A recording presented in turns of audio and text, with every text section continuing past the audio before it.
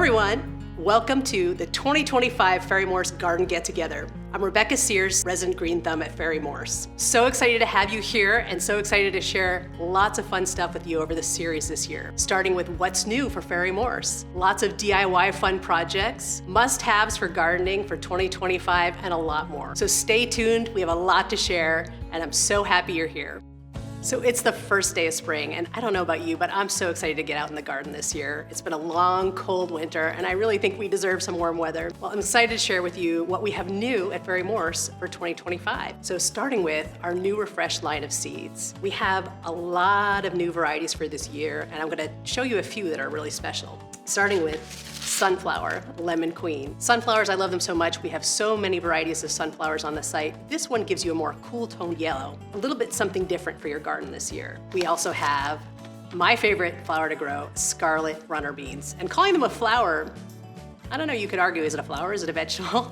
Because Scarlet Runner Beans, they grow beautiful flowers that attract hummingbirds, but they also, of course, grow beans afterwards that are edible. They actually make a really delicious snack. I like to grow them right over my porch so that I can reach up and pick one and eat them just as I'm sitting there enjoying the garden. Now, if you had to guess what our most requested seed variety would be, what would you think? I think you might be surprised. It was Artichoke Green Globe. So this year we're introducing an artichoke variety for you to enjoy in the garden this year. A lot of fun to grow. And then finally, I'm going to share with you Basil Dark Opal. This one is another fun plant to grow. It's really unexpected because although it grows beautifully fragrant, delicious basil, just like the traditional basil flavor, it also produces this gorgeous purple color.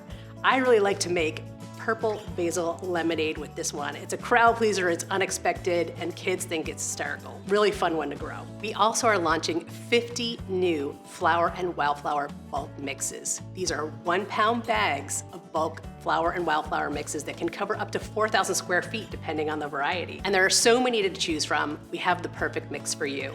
You can go to our site, ferrymorse.com, and take the quiz to learn which might help you.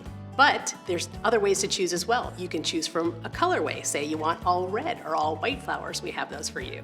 If you're looking for something that grows well in your region, we have region-specific mixes as well. We have pollinator mixes, so depending on what kind of pollinators you're trying to attract. There's a bumblebee buffet, there's a pollinator mix, there's a butterfly mix.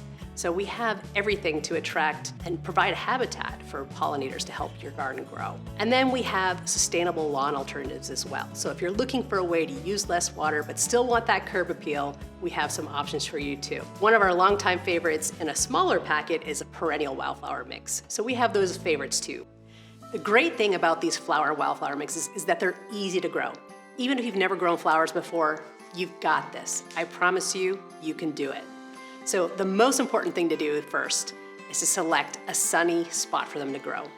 These mixes need a lot of sun, they need a full day's sunlight, so make sure you select a great area for them to grow in full sun. From there, you're gonna wanna clear the soil. So you're gonna wanna remove any plants that are there today, whether they be weeds or otherwise, because you don't want them to compete for water or nutrients with your flowers. At that point, you're just gonna rake it a little bit, more like an inch, inch and a half into the soil, and that's gonna allow those roots a good area to grow that's nice and loose. You can either use a handheld cultivator like this, or a long-handled tool will do the job as well. And then you're gonna sow those seeds evenly, cover them up a little bit with that soil that you've already loosened up, water them in, and you're good. Now from there, you're just gonna watch them germinate, make sure that it stays moist throughout the germination period, and then once they get into that small seedling stage, you should be pretty good for them to grow on their own. Make sure they don't completely go dry, keep them moist, water them every 2 weeks or so, but other than that, that's really all it takes. Flowers are a lot of fun to grow. It really gives you a lot of creative expression through colors and textures. Whether you're interested in a cottagecore look or dreamy pastels, there's really something for everyone. I've said this before, but gardening is my favorite hobby because there's so much to it. Not only is the process of growing flowers, veggies, herbs, so much fun, but then you get the benefit of what you've grown afterwards as well. Cooking, art projects, home decor, cut flower bouquets, there's so much that you can do. I'm gonna share some of these ideas with you in the upcoming episodes, so stay tuned. I hope you've enjoyed our first episode of the 2025 Ferry-Morse Garden Get Together. It's been a lot of fun having you.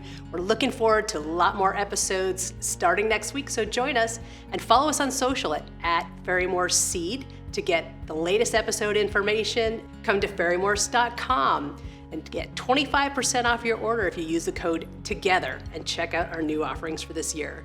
Thanks so much for joining me, and see you next week at our next episode.